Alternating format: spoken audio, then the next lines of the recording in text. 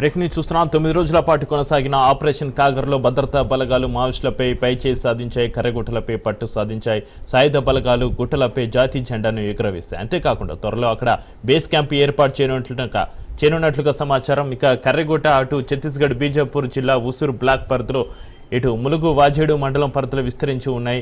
Operation కాగర్లో భాగంగా 10,000కు పైగా సాయుధ బలగాల సిబ్బందితో కర్రెగుట్టలను చుట్టుముట్టారు. డ్రోన్లు, హెలికాప్టర్లతో కూంబింగ్ కొనసాగించారు. ఈ క్రమంలో జరిగిన ఎదురుకాల్పులో పలువురు మావోయిస్టులు మరణించారు.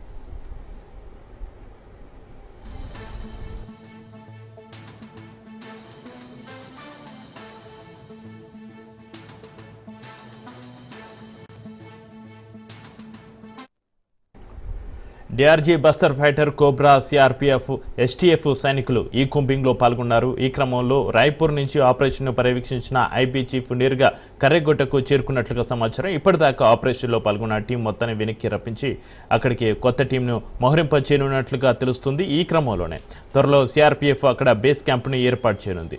ఇటు తెలంగాణ అటు ఛత్తీస్గఢ్లకు ఉపయోగపడేలా ఈ బేస్ క్యాంప్ ఉండనున్నట్లుగా సమాచారం.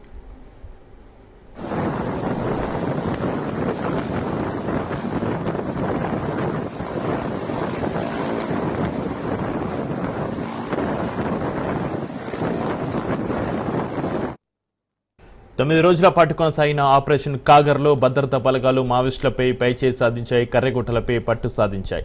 సాయుధ బలగాలు గుట్టలపై జాతీయ జెండాను ఎగురవేశాయి. అంతేకాకుండా త్వరలో అక్కడ బేస్ క్యాంప్ ఏర్పాటు చేయనున్నట్లుగా సమాచారం. కర్రెగుట్ట అటు ఛత్తీస్గఢ్ బీజాపూర్ జిల్లా ఉసూరు బ్లాక్ పరిధిలో ఇటు ములుగు వాజేడు మండలం పరిధిలో విస్తరించి ఉన్నాయి.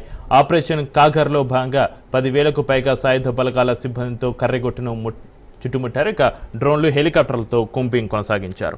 ఈ క్రమంలో జరిగిన ఎదురుకాల్పులో పలువురు మావోయిస్టులు మరణించారు.